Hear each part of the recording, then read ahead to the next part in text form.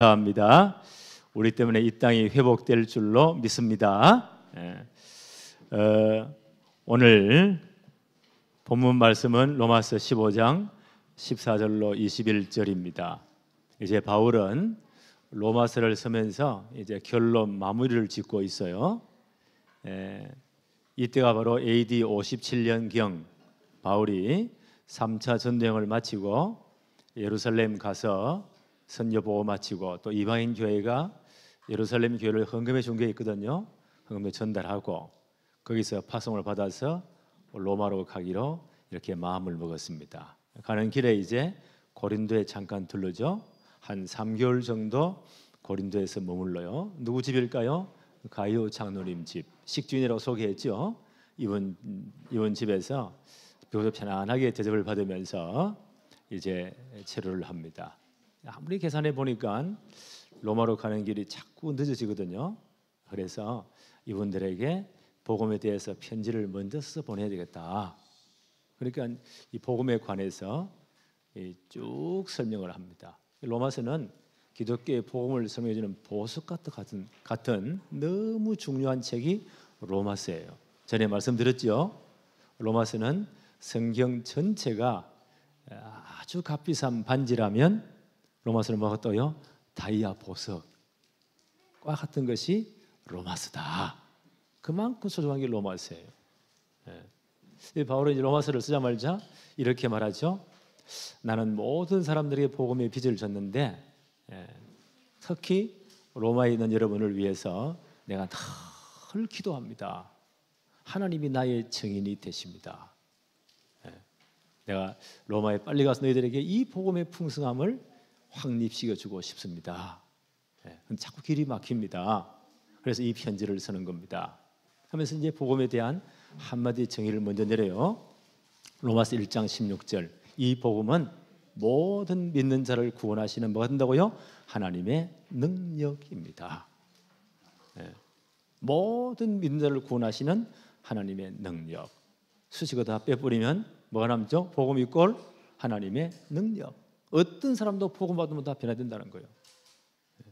역사가 그랬어요. 복음이 들어간 곳곳마다 다 살아났습니다. 이 복음은 하나님의 능력입니다. 첫째는 유대인에게요. 유대인으로부터 복음이 나왔죠. 예수님도 유대인으로 오신 거예요. 또한 헬라인에게로 다 모든 이방인들이 다 증거돼야 돼요. 그래서 오직 의인은 이 복음을 믿는 믿음으로 사는 것입니다. 라고 결론을 딱 내리고 시작해요. 그러면 내가 지금까지 깨달은 복음, 내가 누린 복음은 이런 것입니다. 로마서 1장부터 어디 가죠? 8장까지 복음에 대한 설명을, 복음의 넓이와 깊이와 높이와 길이를 설명했습니다. 바울이 성경의 대학자잖아요. 그 엄청난 지식을 동원해서 복음은 이런 것입니다. 라고 썼어요. 그러다 보니까 자기 마음에 걸리는 게 있어요. 복음을 이렇게 반대한 유대인들, 같은 동족이지만 예수님까지 거부해 버렸잖아요. 십자가에 못 박으라고 고래고래 고함을 질렀잖아요. 빌라도 총독이 아니 이 죄값을 어떻게 하려고 그럽니까? 그때 제사장들, 자네들은 공회원들, 바리새인들, 최고 지도자들이에요. 하는 말이 그 핏값을 우리와 우리 후대 머리에 다 돌리세요. 당신은 빠지세요. 얼마나 용감합니까? 만약 당신이 예수를 십자가에 못 박지 않으면 가이사의 충신이 아닙니다. 당신 비리 싹 다 적어가지고 황제의 말에 모가지 찔 겁니다. 알아서 하세요. 옛날에 정치인들은 이게 제일 두려운 거예요. 그래서 예수님의 십자가에 내어줍니다. 끝났습니까? 아니요. 그 십자가를 통해서 하나님의 모든 구원 계획을 이루십니다. 그렇지요? 사흘 만에 부활하심으로 우리를 구원할 복음이 완성된 거예요. 이 복음은 땅 끝까지 모든 족속에 증거됩니다. 바울은 나는 이 복음의 증인입니다. 그런데 내 마음에 항상 걸리는 게 우리 동족 유대인들입니다. 바울이 솔직한 고백하죠. 내가 그리스도에게 끊어질지언정 구원 못 받는다는 건데 그럴 리가 없겠죠. 우리 동족, 우리 친족들이 구원받는 것, 내 평생 기도 제목입니다. 우리 가족 구원은요 평생 기도 제목이에요. 그러니까 우리 돌아올 때까지 기도해야 돼요. 그러면서 로마서 9장부터 9장, 10장, 11장은 뭘 설명했다고요? 유대인들에 대한 구원 문제를 설명합니다. 꽤 긴장을 활용해요. 바울이 관심이 그만큼 많다는 거예요. 가족 구원, 자기 친족들, 자기 권력들에 대한 구원의 문제입니다. 하나님은 그들을 참 감람나무로 가나안 땅에 심었다고 했지요. 이게 열매가 엉망진창이라 하나님 열받쳤어요. 그들을 가지를 꺾어냈다고 했어요. 유대인들을 꺾어내버렸다. 거기다가 누구를요? 돌감람나무인 이방인들을 갖다 붙였다. 그래서 뿌리의 진액을 그리스도의 진액을 받게 했다. 지금이 그 시간표예요. 이방인의 충만한 수가 돌아올 것이다. 그래서 복음은 땅 끝까지 모든 족속에 증거될 것이다. 어떤 일이 일어나도 복음은 증거돼요. 이방인의 충만한 수가 돌아와야 돼요. 그러면 그때요, 유대인들이 어떻게 한다고요? 시기가 나서 저들이 저렇게 복을 받는구나. 시기가 나서 영생을 주시기로 작정한 온 유대인들이 마지막 때 돌아온다는 거예요. 그게 바울의 논리입니다. 그때 돌아올 것이다. 그러니까 이방인 여러분들도 구원받았고 너무 자랑스럽게 그렇게 자고하지 마세요. 교만하지 마세요. 겸손하게 복음운동하세요. 그게 로마서 9장, 10장, 11장까지 사건이에요. 그래서 12장 넘어와서 여러분이 이 엄청난 복음을 받았지 않습니까? 여러분 지금부터 여러분의 몸을 하나님이 기뻐하시는 거룩한 제사로 드려야 됩니다. 구약적인 표현이죠. 여러분의 몸을 정말 하나님 기뻐하는 산 제사로. 그게 무슨 말일까요? 이게 영적 예배인데 삶의 예배를 드려야 됩니다. 우리의 삶을 통해서 진짜 하나님을 높이고 복음을 전가하는 이 삶을 살아야 됩니다. 그게 로마서 12장, 13장, 14장, 오늘 15장까지. 교회 안에서는 이렇게 해야 됩니다. 사회와 국가 문제를 이렇게 해야 됩니다. 그러면서 로마서 14장, 15장에는요, 긴장을 뭘 설명했나요? 아디아포라 문제. 구원하고 관계없는 이럴 수도 있고 저럴 수도 있는 문제들 또 설명드립니다. 지금이나 그때나 이런 문제가 꽤 많았어요. 교회에 부딪히는 문제가 꽤 많았어요. 그 고대 사회는 이방인들의 신전이 엄청 많았습니다. 그리스 로마 신화 보세요. 별의별 게 다 등장하죠. 다 그 건데 거기 이 사람들이 보세요. 엄청난 신전의 제사를 드리면서 동물 제사를 드린단 말이에요. 엄청난 소와 양떼들이 막 드려지겠죠? 그 고기를 어떻게 다 처리합니까? 그게 이제 시장으로 팔려 나오는 거예요. 장사하는 사람들은 돈 많이 남는 게 최고잖아. 값싸게 떼어와가지고 파는 거예요. 그게 뭐 제사 드린 음식 렛대를 붙여놨습니까? 아니잖아요. 똑같이 어떻게 구별해요? 그 믿음이 강한 사람들은 이거 다 하나님 것이야. 하나님 만물을 다 지으셨잖아요. 아무거나 사와서 값싼 거 사와서 기도하고 맛있게 먹었다. 아멘. 바울은 말하기를 그분은 믿음이 좋은 강한 사람이다. 하나님 한 분밖에 다른 신이 없잖아요. 우상은 아무것도 아니야. 우상의 제물이 거기 귀신이 역사합니까? 그러지 않지요. 그건 그대로 하나님이 지으신 식물이에요. 나는 아무 상관없어. 믿음이 강한 자. 근데 그쪽 세계에 있다가 온 사람들은 이게 굉장히 예민해요. 그 영안의 열려가 뭘 보거든요. 악한 년들의 역사하고 이런 것들 다 그거 지나니까 나는 신앙 양심상 그런 거 절대 먹으면 안 된다고 생각해. 그걸 어떻게 먹어? 벌벌 떨고 있는 사람. 바울의 표현은 믿음이 약한 자다. 이 사람들이 이제 믿음이 강한 자를 보고요. 시험 드는 거예요. 아니 저럴 수가 있어. 이러면 엎어지고 자빠졌다. 그럼 그 책임이 누가 있다고요? 바울은 믿음이 강한 자가 조심하세요. 여러분의 책임입니다. 그 믿음이 약한 자를 받으세요. 예를 들죠. 아이가 학교에서 사고를 쳤어요. 옆에 있는 축도 누립해서 이빨도 부러지고 난리가 나서 누구 불러요? 부모를 불러야 돼. 그러면 누가 사과해야 돼요? 부모님이 내가 잘못 키웠습니다. 진짜 미안해요. 대신 사과를 드립니다. 치료비 다 되겠습니다. 앞으로 절대 그러지 않도록 이놈을 잘 보살피겠습니다. 그게 책임지는 거예요. 믿음이 강한 자는 약한 자를 그렇게 하라는 거예요. 그렇죠? 우리 한국에 뭐가 문제일까요?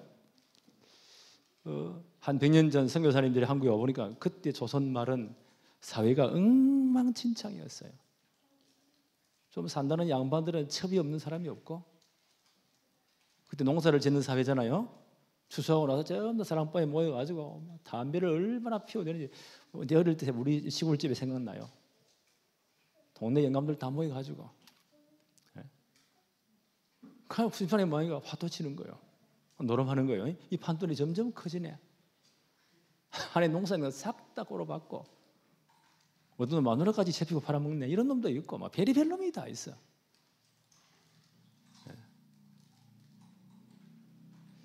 그때는 또 회충이 그래 많으니까 이것 때문에요. 어릴 때부터 뭐 담배를 피워가지고 이걸 좀 역겹게 느끼는 거 없애려고 전부 다 꼴초라. 우리 외할머니, 우리 친할머니 전부 다 꼴초예요. 언제부터 10몇 살부터 피웠대. 보기가 너무 안 좋아. 미생도 안 좋고. 선교사님들이 이제 끌어 모아놓고 전부 다 글을 모르니까, 한글을 모르니까 초창기에는요, 한글을 가르쳐가면서 성경 가르치고 그걸 사경회라고 해요. 사경회. 그 중간에 쉬는 시간에요, 브레이크 타임 한 10분 쉽시다. 이 가운데 나가가지고 어떤 놈은 막걸리 몇 사발을 마시고 오고 어떤 사람들은 한 대 피우고 오고 담배띠 찌꺼기죠. 이걸 꽂아갖다 이렇게 들어오고 이래. 이게 전혀 이게 뭐 분위기 안 잡혀. 선교사님들이 이거는 구원과는 관계없지만 하지 맙시다. 예수 믿는 사람들, 바울이 말씀했잖아요. 너희 몸을 하나님이 기뻐하시는 거룩한 산제사로 드리세요. 이것이 영적 예배입니다. 하나님 기뻐하는 예배입니다. 삶의 예배입니다. 그래서 우리는 이제 예수 믿는 사람들은 노름도 하지 말고 술도 먹지 말고, 그죠? 담배도 피우지 말고 이런 거 다 해야 됩니다. 그 당시에 찬송가 가운데요, 금주가가 있어요. 술 먹지도 말자. 이게 찬송가가 됐어요. 워낙 사회가 그러니까. 그런데 그 교회에서 자란 인물들이 독립운동에 우리 한국을 세우는데 가장 밑바닥의 사람들이 되었어요. 최고의 지식인들이 되었어요. 그래서 이것이 한국교회의 좋은 전통이 되었거든요. 그래서 한국교회는 지금도요, 예수 믿는 사람이라면 경건한 사람, 착한 사람, 그죠? 술 안 먹는 사람, 담배도 안 피우고, 노름도 하지 않고, 이런 깨끗한 사람, 믿을 만한 사람이다. 그게 한국에 있는 기독교인들의 어떤 모습이에요. 다른 사람도 그렇게 생각하고 있어요. 근데 어떤 사람들은, 별난 사람들은 나는 그거 아무것도 아니야. 하나님한테 준 거잖아. 나는 먹었어. 뭐가 나빠? 나는 믿음으로 자유해. 그 믿음이 강한 사람이에요. 그걸 뭐 굳이 나쁘다고 할, 구원과는 관계없어요. 그런데 그렇다고 강목사 나도 그렇게 생각해. 믿음이 나는 강해. 그래서 다 끝났잖아. 그러니까 대낮부터 한 잔 마시고 이 길을 오리야 길이야 돌아다니면서 부딪히는 놈 시비 걸고 그 꼴 좋다. 그걸 보고 다른 사람이 낙심하는 거예요. 아이고 왜 저래 꼬라지가. 집에서 아이들이 교회 가지 마. 봐라 저 꼬라지잖아. 바울은 뭐래요? 이래 되면 믿음이 약한 사람들을 여러분들의 자유함 때문에 그들을 넘어뜨린 겁니다. 그들을 시험 들게 만드는 겁니다. 그럼 당신이 그 책임져야 됩니다. 그 14장이죠. 하나님 앞에 설 때 하나님 비디오로 다 찍는데요. 그때 당신들이 다 보고해야 됩니다. 구원은 받겠지만 진짜 부끄럽겠죠. 아마 하나님 빠발대기를 몇 대 때릴 겁니다. 조심하세요. 그 말이에요. 그걸 아디아포라 문제라고 해요. 선도하려 악도하려 구원과는 관계없어요. 그거는요, 무엇이라도 악하다 그것도 아니고, 아디아포라 선도 아니고 악도 아니고 그런 문제였죠. 이런 한국의 이 문제가 지금 이런 문제가 지금도 여러 가지 논쟁이 되는 것 같아요. 그래서 믿음이 강한 자들은 늘 어떻게 해요? 약한 자들을 생각하세요. 그게 사랑으로 행하는 겁니다. 그게 덕을 세우는 겁니다. 교회 공동체를 세우는 겁니다. 라고 믿음이 강한 자에게 더 많은 요구를 해요. 이해하시겠습니까? 그래서 하나님의 영광을 위해서 하세요. 그게 복음입니다 라고 지금까지 설명을 한 겁니다. 이해하시겠어요? 네. 그래서 오늘 15장 14절부터는요 이제 로마서의 결론이에요. 결론이에요. 복음을 쭉 설명의 결론으로 이제 당신이 하고 싶은 말을 또다시 합니다. 하면서 다시 상기시키는 복음과 삶의 예배. 15장 14절 한번 볼까요? 내 형제들아. 바울이 굉장히 다정한 말로 하죠. 내 형제들아, 너희가 스스로 선함이 가득하고 이런 삶의 예배를 잘 드리고 있고, 믿음이 약한 자를 강한 자들은 받고 그의 의견들을 비판하지 않고, 그렇죠? 로마서 15장 1절 2절에 보니까 믿음이 강한 우리는 마땅히 믿음이 약한 자들의 약점을 담당하고 자기를 기쁘게 하지 아니할 것이라. 2절에 우리 각 사람이 이웃을 기쁘게 하되, 믿음이 약한 자들이요 기쁘게 하되 선을 이루고 덕을 세우도록 할지니라. 사랑으로 행해라. 그런 선이 너에게 가득하고 삶의 예배가 제대로 드려지고 모든 지식이 차서 하나님 말씀을 제대로 잘 이해해서 능히 서로 고난 자들임을 나도 확신하노라. 다른 사람들을 잘 말씀으로 포럼하고 말씀으로 잘 격려 위로하고 그들을 제대로 이끌어 준다는 말이에요. 다시 말하면 데살로니가 전서 5장 12절로 14절에 바울은 이렇게 설명합니다. 형제들아, 우리가 너희에게 구하노니 너희 가운데 수고하고 주 안에서 너희를 다스리며 권하는 자들을 너희가 알고 그들의 역사로 말미암아 사랑 안에서 가장 귀하게 여기고, 말씀 사역자들을, 말씀 가르치는 주의 종들을 가장 귀히 여기고, 영적인 양식을 공급하잖아요. 가장 귀히 여기고, 너희끼리 화목하라. 성도끼리 절대 다투지 말고 화목하세요. 형제들아, 너희를 권하노니 게으른 자들을 권계하며 마음이 약한 자들을 격려하고 힘이 없는 자들을 붙들어주며 모든 사람에 대해서 오래 참으며 그들을 잘 위로하고 세우라. 여기 믿음이 강한 자들이 약한 자를 해야 될 사명입니다. 너희들이 로마 교회가 이렇게 믿음으로 세워진 것 내가 확신합니다. 여러분이 이 삶의 예배를 드리는 자임을 나는 확신합니다. 그러면서 15절 한번 볼까요? 그러나, 그럼에도 불구하고, 또 할 말이 있다는 거죠. 그러나 그럼에도 불구하고 내가 너희로 다시 생각나게 하려고, 다시 상기시키려고. 중요한 건 다시 상기시켜야 돼요. 계속 반복해야 돼요. 중요한 것은 부모님들이 자녀들이 왜 잔소리를 계속 같은 말을 똑같이 해요? 상기시키려고. 우리 어머니 어릴 때부터 지금까지 계속 차 조심하고 조심하고, 65세 넘은데 지금도 어린아이 보인가 봐. 강목사 차 조심해. 똑같은 잔소리를 상기시키는 거예요. 중요하기 때문에. 다시 생각나게 하려고 하나님께서 내게 주신 은혜로 말미암아 더욱 담대히 대략 너희에게 선노니. 참 우리 한국말 말이 어렵지요. 이 성경을 첫째 번역을 한 100년 전에 번역할 때 굉장히 지식인들이 번역을 했어요. 주로 한문 성경을 번역이기 때문에 굉장히 고급 언어로 논리가 복잡해요. 평상언어로 해야 되는데 그때는 그랬어요. 그러니까 굉장히 어렵죠. 더욱 담대히 대략 너희에게 선노니.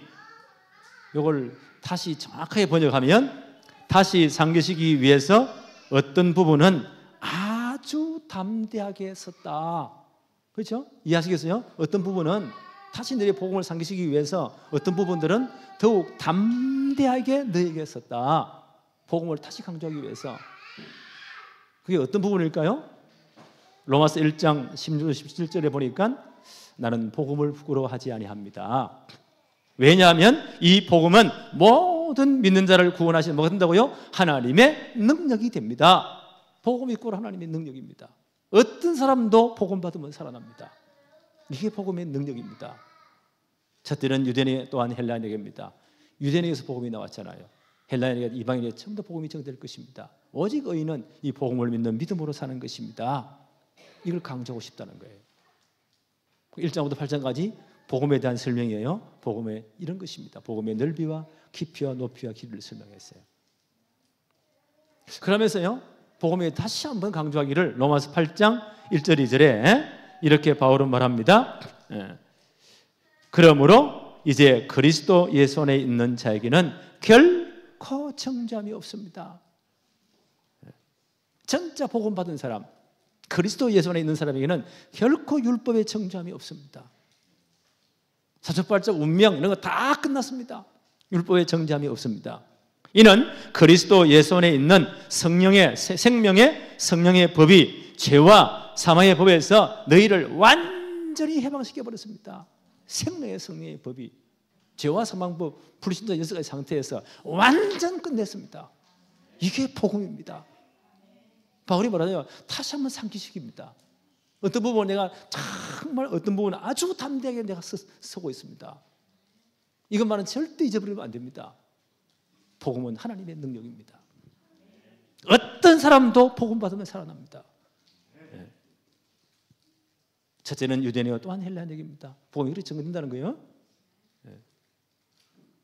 이 복음이 얼마나 크냐? 그리스도 예수 안에 있는 자, 복음 안에 있는 자는 결코 정죄함이 없습니다.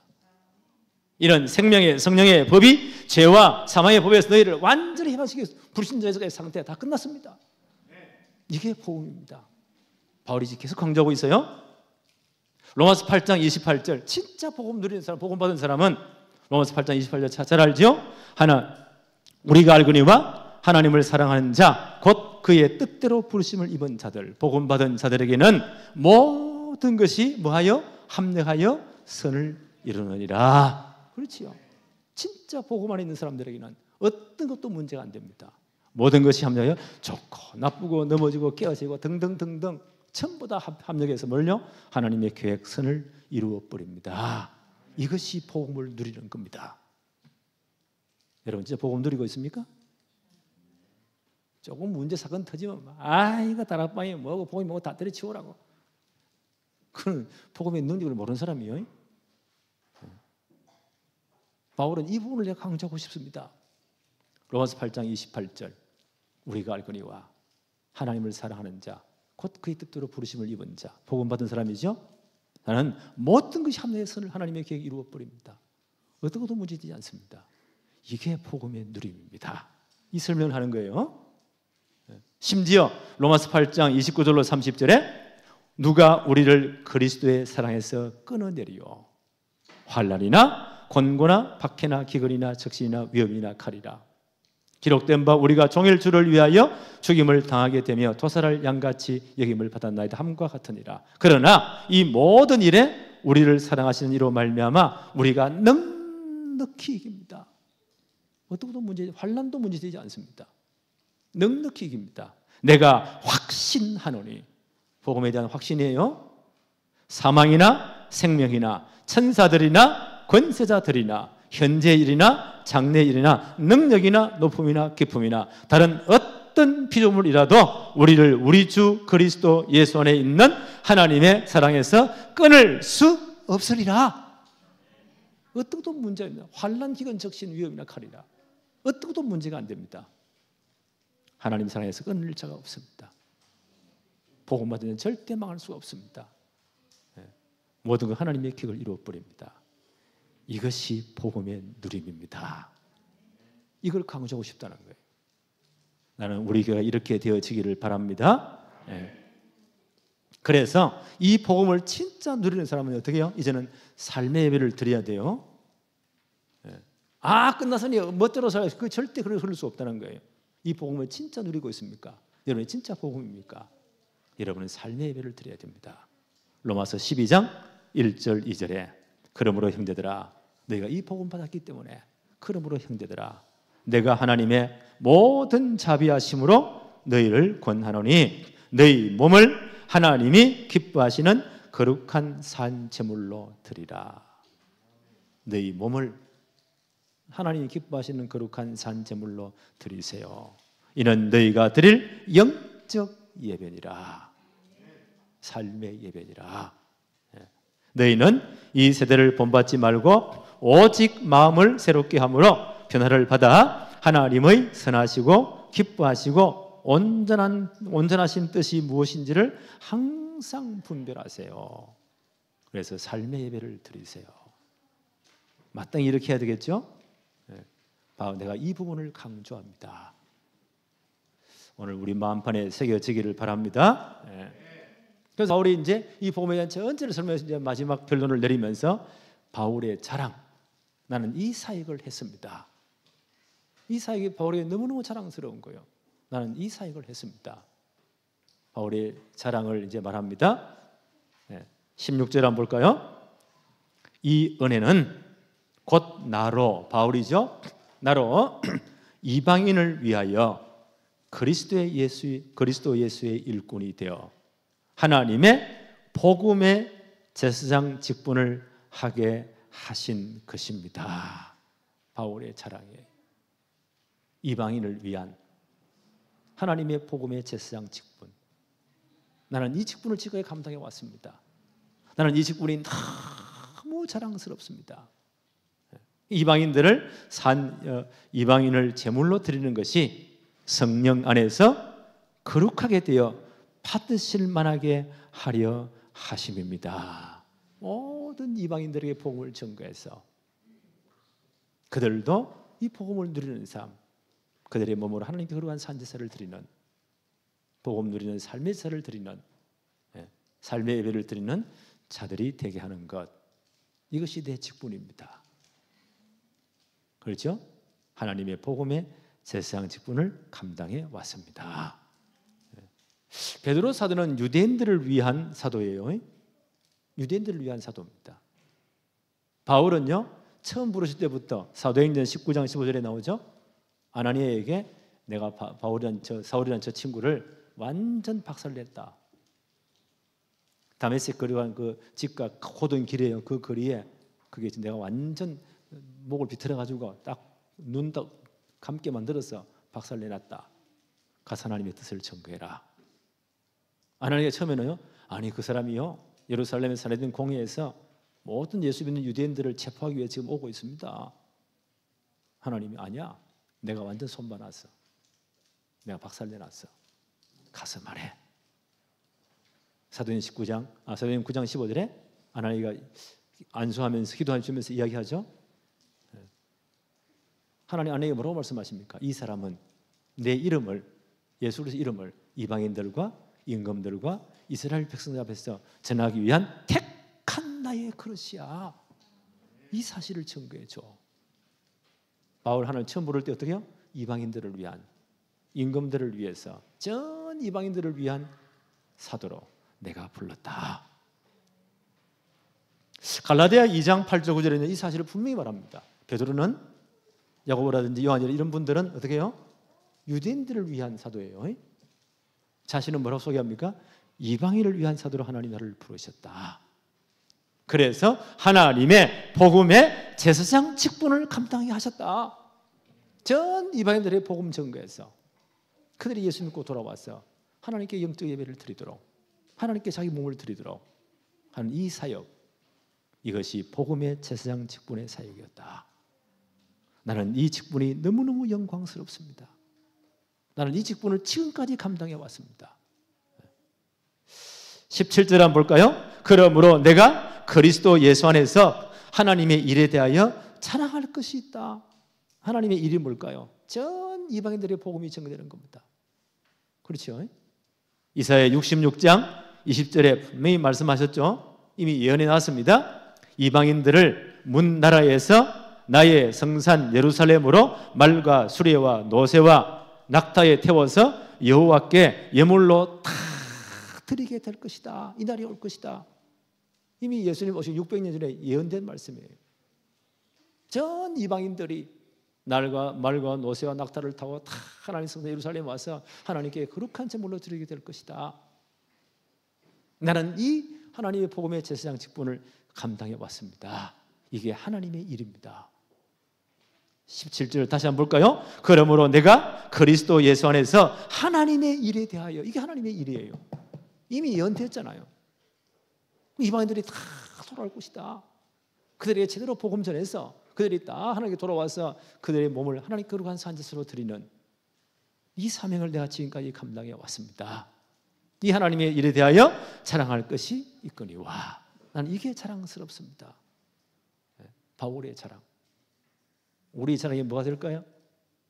바울의 자랑은 우리 자랑이 되기를 바랍니다. 그렇죠? 전 이방의 복음이 전거돼야 돼요. 계속 한번 볼까요? 18장 그리스도께서 이방인들에게 순종하게 하기 위하여 나를 통하여 역사하신 것 외에는 내가 감히 말하지 않습니다. 바울이 그 1차, 2차, 3차 전도여행 동안 얼마나 고생하며 복음 전했습니까? 1차 전도의 시작이 AD 45년경이에요. 안디옥에서 파송했죠. 1차. 그래서 바울이 한 바퀴 돌아오면 1차 전도여행. 또 전도팀 구성해서 파송부 한 바퀴 돌아오면 2차 전도여행. 그 다음에 또 팀 구성해서 한 바퀴 돌아오면 그때는요 마지막에는 3차 전도여행 때는 안디옥을 오자 예루살렘으로 갑니다. 전 이방인 성도들이 예루살렘 교회가 많이 어려웠거든요. 헌금한 거 전달하고 모든 성경을 전달하고 예루살렘 교회에서 파송부 로마로 가기로 그렇게 결정합니다. 가는 길에 지금 로마서를 쓰고 있어요. 고린도 쓰고 있어요. 이때가 AD 57년이에요. 45년부터 57년까지 3차 전도예요. 여기서 바울은 뭘 했다고요? 나는 하나님의 복음의 제사장 직분을 지금까지 감당했습니다. 많은 이방인들이 복음이 전거되고 그들이 하나님께 거룩한 산제물로 드려지는 것, 그들도 복음에 합당한 삶을 살도록 하는 것, 이게 나의 직분입니다. 18절 다시 한번 볼까요? 그리스도께서 이방인들을 순종하게 하시기 위하여 나를 통하여 역사하신 것 외에는 내가 감히 말하지 아니합니다. 1차, 2차, 3차 때 얼마나 바울이 고생하면서요 복음을 전거해 왔잖아요. 에베소 교회에서 3차 전도회 마치고 그들과 헤어지면서 바울이 뭐라고 말하죠? 이 복음이 전거되는 것을 위해서는 나의 생명을 조금도 아까운 것으로 여기지 아니합니다. 헤어진다고 너희들이 왜 울어서 내 마음을 상하게 합니까? 나는 이 일에 생을 걸었습니다.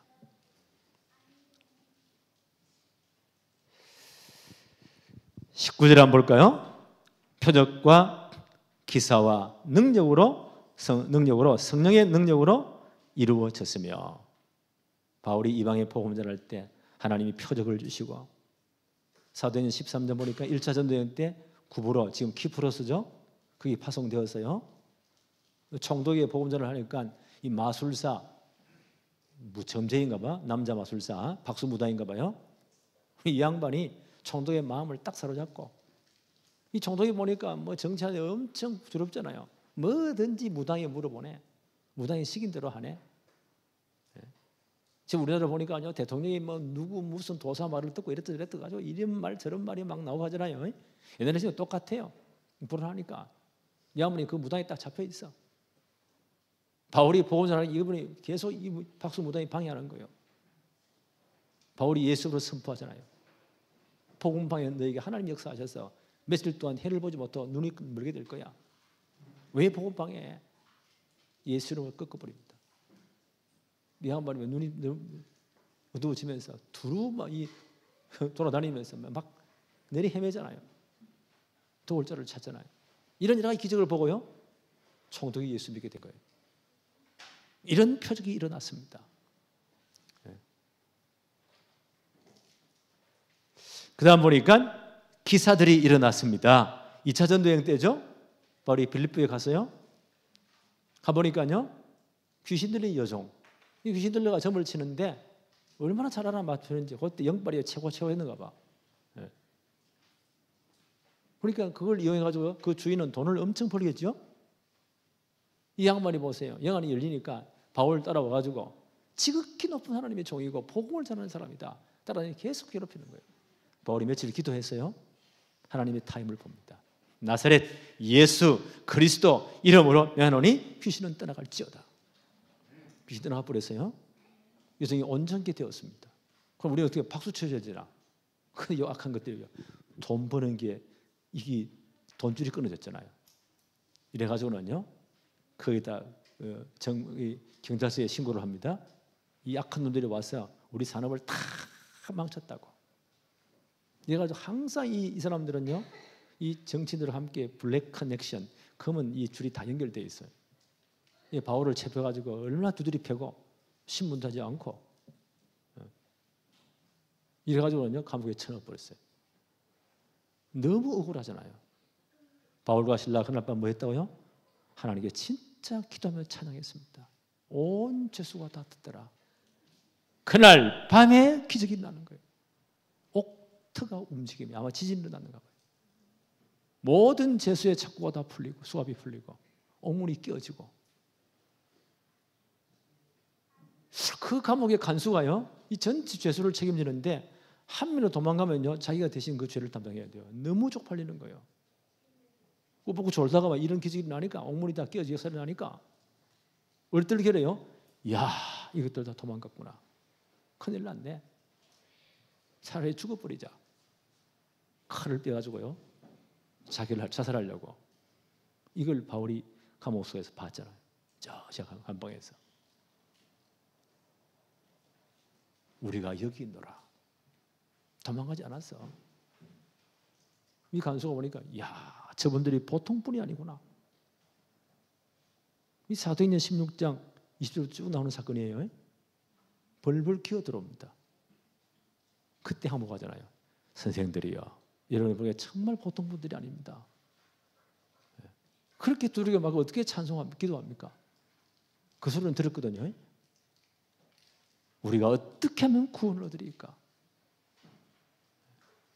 하나님 마음문을 다 열어버린 거예요. 하나님 역사는 이렇습니다. 바울은 이 순간을 진짜 기다린 겁니다. 기도하면서. 이유 없이 두르게 맞았잖아요. 얼마나 창피합니까? 얼마나 억울하겠어요. 근데 복음 때문에 참은 거예요. 이 순간을 놓고 이 양반이 기어들어오잖아요. 무릎을 꿇잖아요. 선생들이여 우리가 어떻게 해야 구원을 얻으리까? 그때는 마음은 다 이러잖아요. 간단해요. 가로되 주 예수를 믿으세요. 그리하면 너와 내 집이 구원을 얻습니다. 사도행전 16장 31절 우리 너무너무 잘 알잖아요. 하나님 역사하신 거예요. 그걸요 바울은 기적이다. 하나님 이런 기사를 일으켰습니다. 그래서 복음이 증거되게 했습니다. 그래서 여러분 가족을 놓고 진짜 기도하세요. 하나님 역사하면 이런 사건이 일어난다니까요. 하나님 역사하면 여러분이 와서 무릎을 꿇고 어떻게 하면 내가 이 사건을 해결하고 이 문제를 해결하고 인생 문제 해결하냐? 어떻게 하면 구원받겠냐? 그때는 간단해요. 가로되 주 예수를 믿으세요. 그리하면 너와 내 집이 구원받습니다. 내가 구원받으면 우리 가족 전체 하나님 계획이 있습니다. 나는 지금도 기도합니다. 하나님 역사해 주십시오. 단 꼼짝 못하도록 와서 무릎 꿇고 예수 믿도록. 이게 시간표가 들들어보면 말하는데 복잡해요. 얼마나 반론이 많고 베리벨 이야기를 다 하고 그건 시간표가 안 된 거예요. 그 논쟁할 필요 없어요. 어떤 분 전도 보면요 내가 어릴 때 이렇게 저랬고 온갖 지는 잘나서 나보다 더 못한 놈이 얼른 허물을 다 퍼내서 그래서 나는 예수 안 믿는 거야. 시간표 덜 된 거예요. 하나님이 그 사람의 마음을 딱 움직일 때는 하나님이 박살을 낼 때는요 이렇게 된다니까요. 기어 들어온다니까요. 완전 기운 다 빠져가지고 어머니 내가 어떻게 하면 구원받습니까? 지금의 복음자 엄마 보고 얼마나 잘하세요? 그 꼴이 뭡니까? 바울 보세요. 신라 보세요. 실컷 두드려 맞았잖아요. 감옥까지 갇혀버렸어요. 얼마나 답답합니까? 하나님의 시간표를 그럴 사람의 시간표를 갖고 오시는 겁니다. 그날 밤에 기적이 일어났잖아요. 하나님 역사하니까. 내 간수가 보세요. 완전 무릎 꿇고 어떻게 하면 구원받습니까?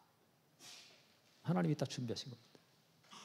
가로되 주 예수를 믿으라. 그리하면 너와 내 집이 구원을 얻으리라. 이런 일들이 바울의 1차, 2차, 3차 전도행에 계속 일어난 겁니다. 바울이 그래서 뭐라고 말하죠? 19절 한번 볼까? 19절 후반절에 보니까 그리하여 내가 예루살렘으로부터 두루 행하여 일루리곤까지, 로마 이탈리아 반도의 이 서쪽 편이에요. 로마의 경계선이에요. 거기까지 일루리곤까지 그리스도의 복음을 편만하게 전 지역에 이 복음을 전파하였습니다. 이것이 나의 자랑입니다. 지금 바울의 1차, 2차, 3차 선교에 전도한 모든 역사예요. 나는 이 제사장 직분을, 하나님의 복음의 제사장 직분을 감당했습니다. 전 이방 세계에 이 복음을 편만히 전거했습니다. 이것이 나의 자랑입니다. 왜요? 나는 이방인의 사도로 부름받았기 때문입니다. 자, 이제 20절 한번 볼까요? 바울의 선교 열정. 이제 로마 교회에 진짜 하고 싶은 말을 하는 거예요. 자신의 계획을 말씀합니다. 20절 한번 볼까요? 또 내가 그리스도의 이름을 부르는 곳에는 복음을 전하지 않기로 힘쓰노니 이는 남의 터 위에 건축하지 아니하려 함이라. 로마 교회는 바울이 직접 가서 복음 전한 교회가 아닙니다.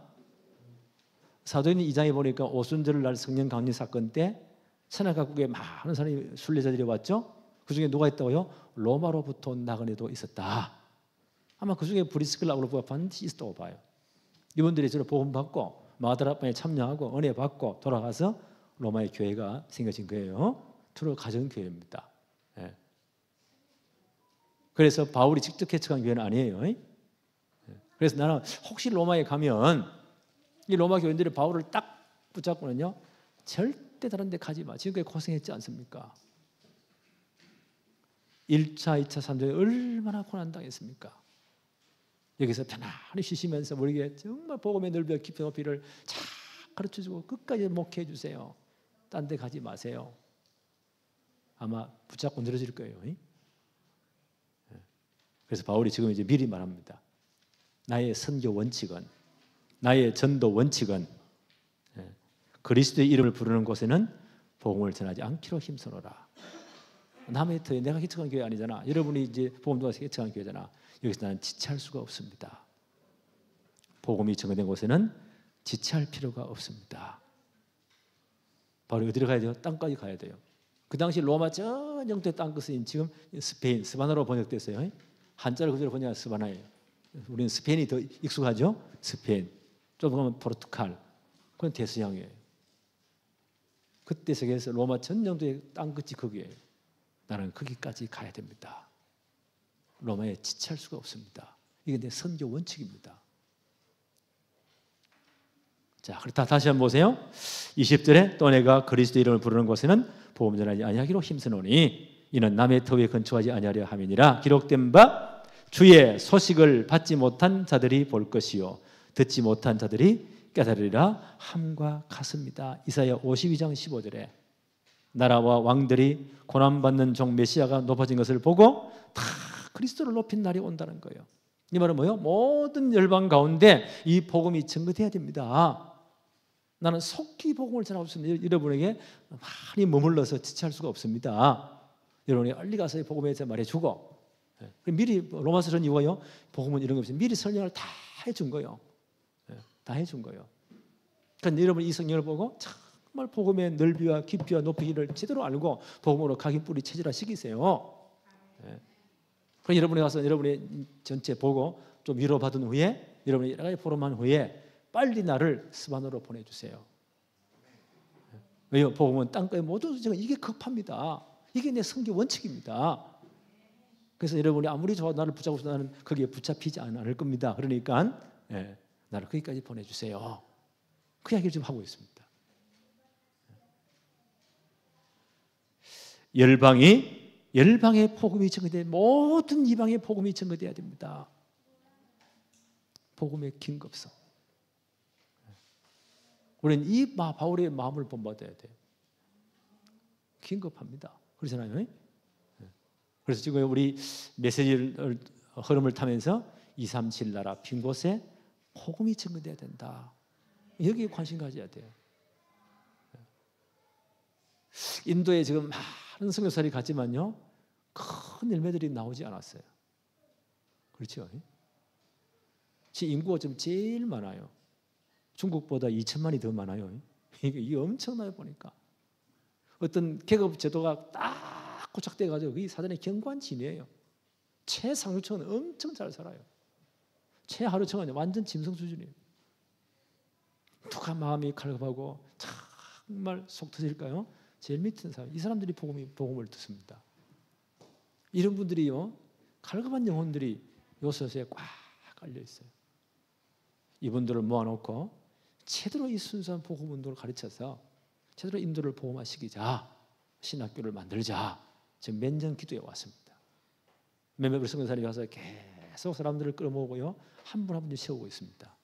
이분들을 공식적으로 이제 모읍시다.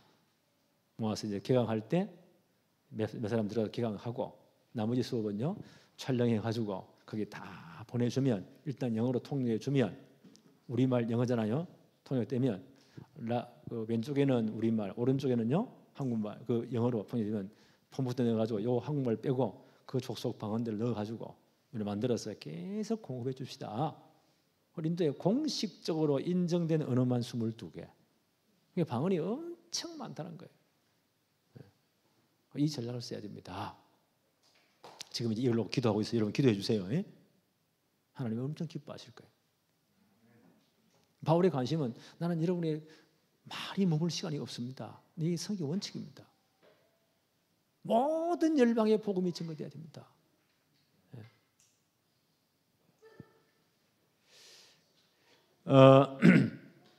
성경 한번 볼까요?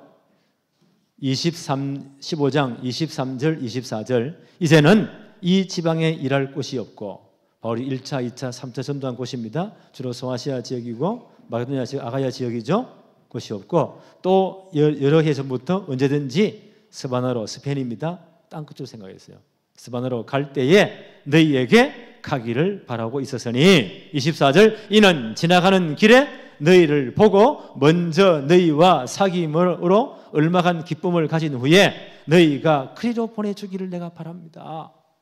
로마서는 바울의 솔직한 바울이 할 말을 지금 하는 거예요. 그에는 많이 머물지를 못합니다.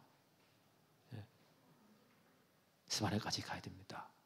그래서 복음 전해야 됩니다. 여러분들이 나를 파송해 주세요.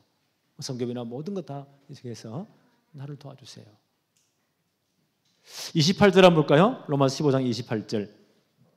그러므로 내가 이 일을 마치고 이 열매를 그들에게 확정한 후에 너희에게 들어갔다가 나는 스바나로 갈 것입니다. 예루살렘 갔다가 모든 성경은 다 전달하고 파송받아가지고 로마교회 갔다가 나는 스바나로 갈 것입니다. 이게 시급합니다. 바울의 성경 원칙이에요. 복음은 땅끝까지, 모든 족속에게. 그래서 237 나라 반드시 우리 마음에 품어야 돼요. 기도해야 돼요. 그게 쭉 일군 불러와서 훈련시켜서요 다 재파송해야 돼요. 지금 우리 알대신학교에 그런 외국인들이 꽤 많이 와 있어요. 한국말을 너무 잘해요. 우리 신학교 몇 분 계시네요. 한번 보세요. 야, 이런 신학교가 없다. 현장 캠프할 때 제일 앞장서는 아이들이 그 외국에서 온 아이들이에요. 야, 이게 하나님의 축복이다. 5천 전조 우리 반드시 마음에 품어야 돼요. 제대로 복음 전해야 됩니다. 중요한 일꾼 불러서 훈련시켜 파송해야 돼요. 우리가 이 예배당이 여기에 서임 받아야 돼요. 그래서 우리는 앞으로 이제는 세 가지 뜰에 있는 교회, 그렇죠? 많은 다문화 다민족들이 올 겁니다.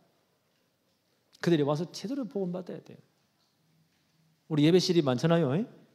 그럼 이건 비는 시간에 그분들이 와서 예배할 수 있도록 양보도 해주고, 그렇죠? 장소도 내주고 그렇게 해야 된다. 앞으로 더 많이 올 거예요. 왜요? 노동인구가 점점 줄어드니까. 우리 지금 아이 안 낳잖아요. 우리 교회니까 이 어린애들이 몇 명 있지. 아이들의 울음소리가 저기 그렇게 귀한 거요. 아무리 우리도 상관없어. 내 이 마이크 음성이 더 커. 그러니까 상관이 없다니까. 저 때는 뛰어다니면 울면서 다 듣는다니까. 아이들 안 낳잖아요. 그러니까 출산율 한 가정에 0.6명, 0.7명? 요래 30년 어떻게 우리나라 망해요. 그런데 우리나라 잘 사니까 많은 외국인들이 올 거예요. 다문화, 다민족이 올 거예요. 그들이 와서 제대로 예배할 수 있는 그 자녀들 아이들이 제대로 복음으로 치유받아야 돼요. 치유의 뜰. 그리고 우리 렘넌트들이 제대로 훈련받고 복음의 사람으로 세워져야 됩니다.